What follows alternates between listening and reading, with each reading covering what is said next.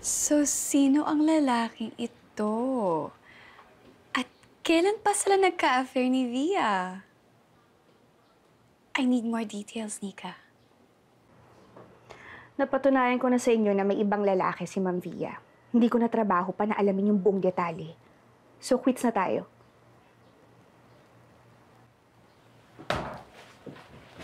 No, Nika. You can't just call it quits.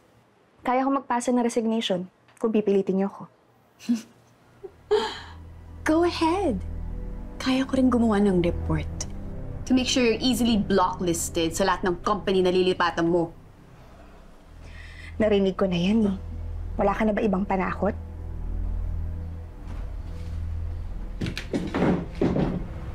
Huwag mo akong pilitin na ilabas ang malinaw na version ng video ni Via at Kaloy. So shall we talk about your next assignment against Via?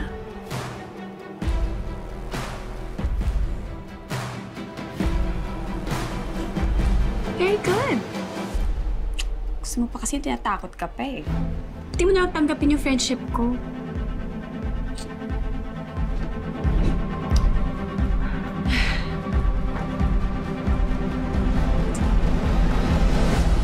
Ilan ang meeting ko ngayong araw? 4, sir. 10 a.m. with Mr. Alvarez of Hypen and next 2:30 p.m. of SG. Cancel mo lahat. Ayoko makita nilang pasako sa mukha. Okay po, sir. Sheila, i-check mo sa security ang CCTV kagabi. Gusto kong malaman kung sino yung lalaking kasama ni Andrea. Copy, sir.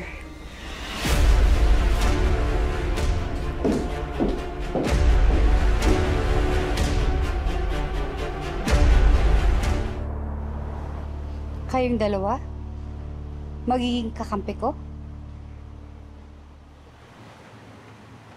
No, I can handle myself. Ma'am, kung nag-aalala kayo na baka mapano kami, kaya na ho namin ang sarili namin. Tsaka mag-iingat kami, ma'am.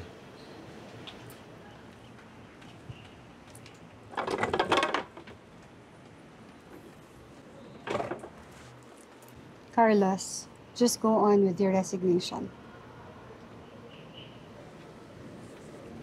Ayoko madami kayong dalawa.